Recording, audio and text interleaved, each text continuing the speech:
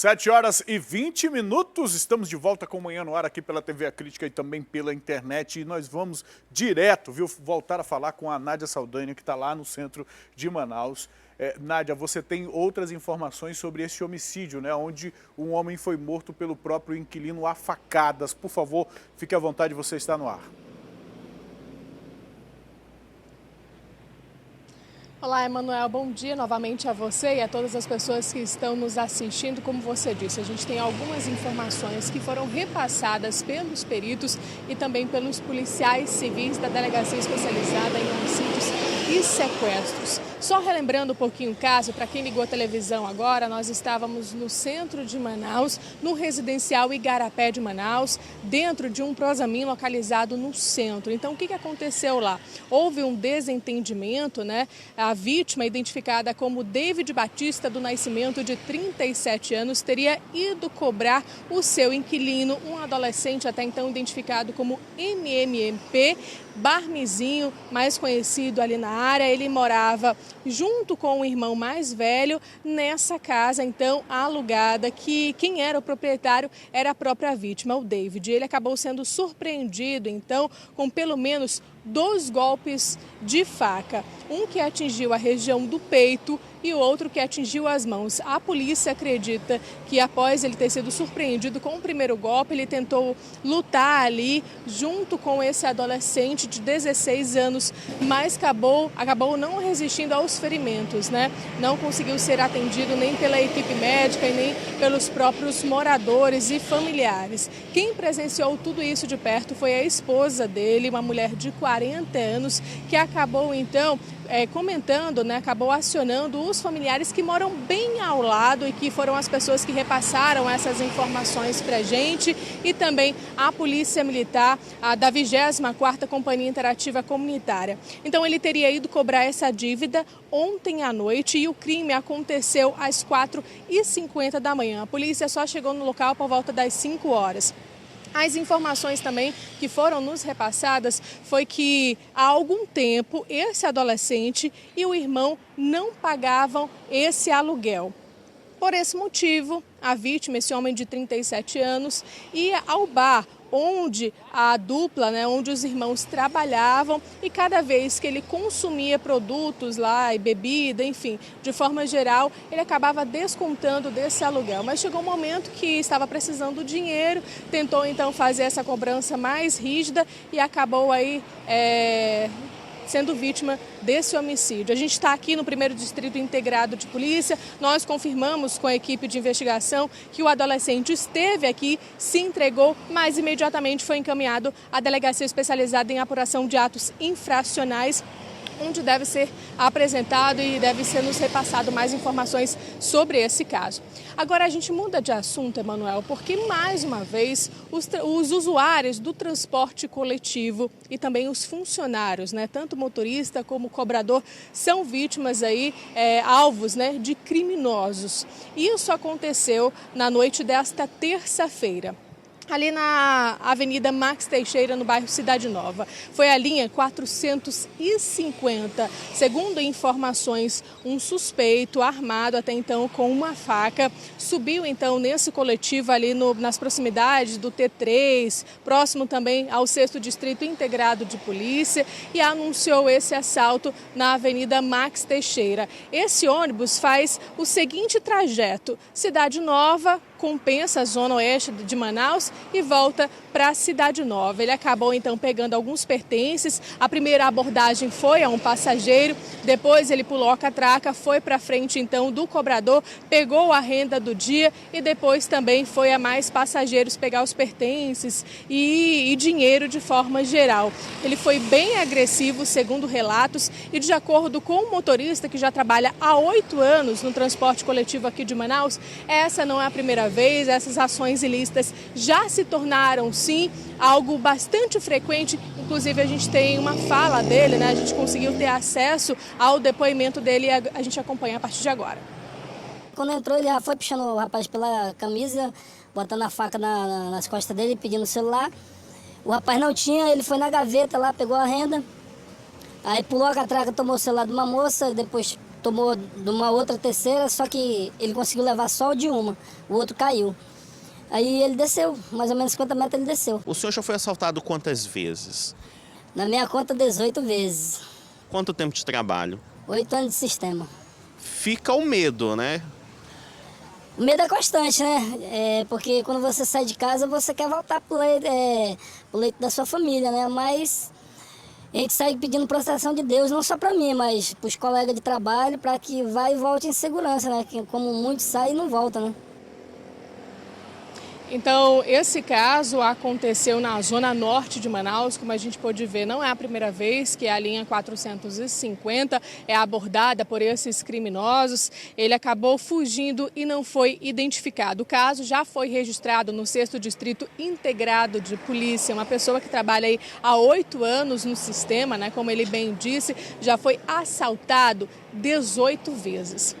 Agora a gente muda de assunto e sai da zona norte de Manaus e vamos para a zona leste, porque um homem foi morto com 3 tiros na cabeça.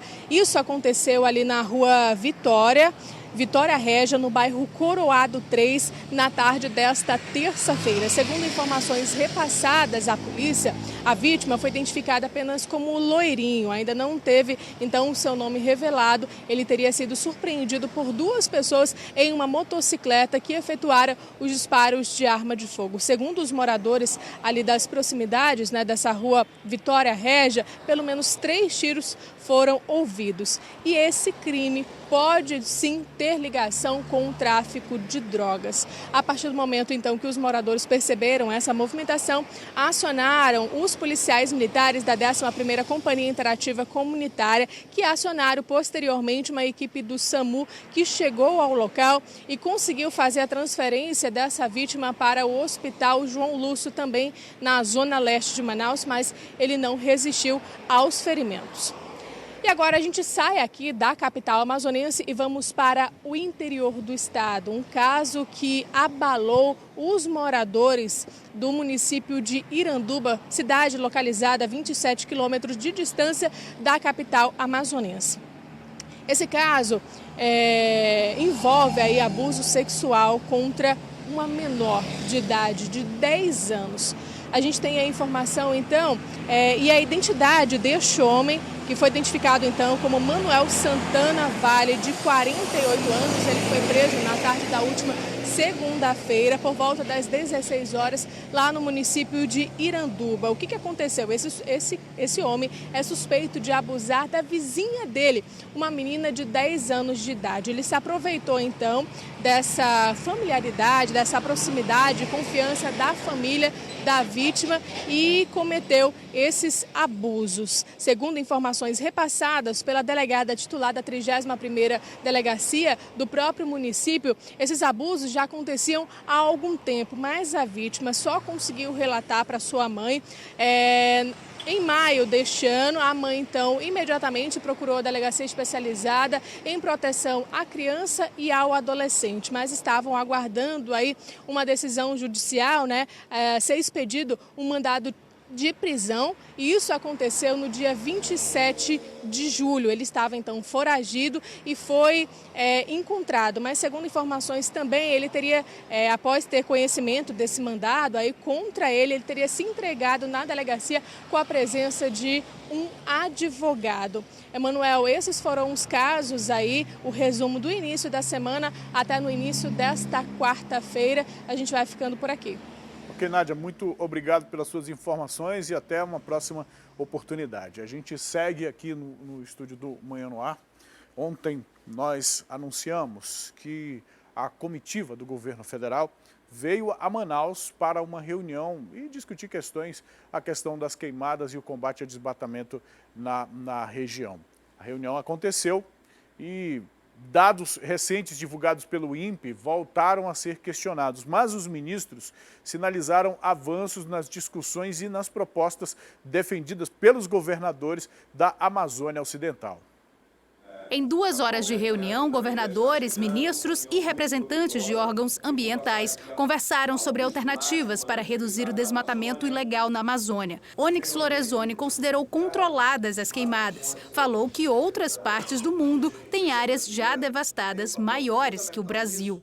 O ministro também refutou os últimos dados divulgados pelo INPE. De acordo com o Instituto Nacional de Pesquisas Espaciais, foram registrados cerca de 30 mil focos de incêndio na Amazônia Legal em agosto desse ano, número 3 vezes maior do que registrado no mesmo período do ano passado. De acordo com o chefe da Casa Civil, é necessário estabelecer outros parâmetros para monitorar a área. O Exército Brasileiro, tanto na sala de controle de Porto Velho, na sala de controle aqui de Manaus, ou na sala de controle lá de Belém, trabalha com a verdade. Aqui tem o incêndio, vamos lá enfrentar. Nós não trabalhamos com a inferência, com a informação midiática. Nós trabalhamos com a realidade. E a realidade que o Brasil tem hoje, visto do satélite, é que nós temos, sim, problemas pontuais, mas está muito distante de certos veículos que usam como apoio às matérias floresta em chama. O governo federal também sugeriu que sejam estendidas as ações das Forças Armadas em apoio às instituições ambientais, um mês a mais que o previsto inicialmente, terminando só em outubro. Na reunião também foi aprovado pelo Ministério do Meio Ambiente o projeto de zoneamento econômico e ecológico do Purus. A ideia é permitir que os produtores rurais possam explorar mais que 20% das próprias terras, como funciona atualmente. O zoneamento econômico ecológico vai exatamente indicar quais são essas áreas de interesse. E a partir daí, governo federal, governo do estado, podem fazer os investimentos como portos, aeroportos e entender o que tem que ser destinado à atividade econômica extensiva e o que tem que ser preservado. Em relação aos investimentos internacionais do Fundo Amazônia, o ministro da Casa Civil afirmou que o dinheiro está garantido. O Fundo Amazônia está preservado, está sendo dialogado. Agora, aqui no Brasil, do governo Bolsonaro, manda os brasileiros, não manda os europeus, não. O fundo recebe doações para o combate ao desmatamento e os governadores já haviam sinalizado que iriam tratar do assunto diretamente com os países investidores. O estado do Amazonas, por exemplo, tem investimentos diretos do KfW, que é um banco de fomento alemão, que não passa pelo Fundo Amazônia, que inclusive é para ampliação da nossa sede ali da Secretaria de Meio Ambiente e do IPAAM. Há outros países que têm interesse em nos ajudar. O Banco Mundial, por exemplo, tem um interesse muito grande em ajudar o estado do Amazonas nessa política da bioeconomia. Enfim, a gente está conversando e também vendo as possibilidades que há de investimentos para a proteção dos recursos naturais, uma vez que toda essa situação acabou atraindo a atenção do mundo para cá e também a atenção de investidores. A comitiva de ministros visitou ainda o Centro de Instrução e Guerra na Selva, o SIGS, no bairro São Jorge, na zona oeste da cidade. Os ministros conheceram os projetos desenvolvidos pelo Exército para reabilitar animais resgatados e também o zoológico do Centro de Instrução de Guerra na Selva. A comitiva foi recebida pelo comandante do SIGS, Coronel Mário Flávio Breiner, e pelo comandante militar da Amazônia, General César Augusto Nardi. Do SIGS, os ministros seguiram para a base aérea de Manaus, de onde embarcaram para Brasília. É importante que essa visita deles ao SIGS possa ser revertida em apoio para o trabalho realizado lá com os animais da nossa fauna, da fauna amazônica. A gente sabe, inclusive, que é necessário esse apoio, é necessário investimento por lá, viu? E olha, nesta terça-feira, o senador Plínio Valério questionou em plenário, a gente está falando agora de Brasília, tá? Questionou em plenário a atuação de ONGs que receberam recursos do Fundo Amazônia. Segundo o parlamentar, existem dados do Tribunal de Contas da União que comprovam desvios de dinheiro. O que o TCU está auditando, são 18 contratos com ONGs, no valor de 252 milhões de reais. O senador defende a instauração de uma CPI para examinar, além do desmatamento e as queimadas, a forma como são liberados recursos públicos para essas organizações. No entanto, um debate no Senado sobre a situação da Amazônia foi adiado para o dia 3 de outubro. A sessão especial deve debater as iniciativas do governo e políticas públicas para o desenvolvimento da região. O o caso se tornou agora, né? A Amazônia tá no noticiário nacional e internacional por conta das queimadas que ocorrem todos os anos neste período, e quem é daqui sabe, a fumaça nos céus de Manaus a gente acompanha todos os anos, mas agora os parlamentares parece que estão se despertando um pouco devagar, né? Estavam despertando aí para criar uma comissão de meio ambiente, o que é um absurdo o Congresso Nacional não ter essa comissão. E agora vão discutir as queimadas, vão discutir a situação na Amazônia no dia 3 de outubro. O mês de setembro todo já terá passado, que é o principal mês onde as queimadas são intensificadas em toda a região, mas eles vão discutir só em outubro. Vamos ver se vão discutir mesmo, né? 7h36, foi lançada, na terça-feira, a programação do Grito dos Excluídos, uma manifestação da Igreja Católica que procura abordar problemas socioeconômicos do país. Este ano, a data foi antecipada para o dia 5 de setembro. O Grito dos Excluídos é realizado pela Igreja Católica em todo o Brasil. Na capital, a movimentação está marcada para o dia 5, às 4 da tarde, na ponte Felipe Dal, na Zona Oeste. Nós vamos nos encontrar 1 quilômetro depois da ponte, onde tem aquela barreira policial. Nos concentramos lá às 16 horas. De lá, às 17 nós começamos a programação.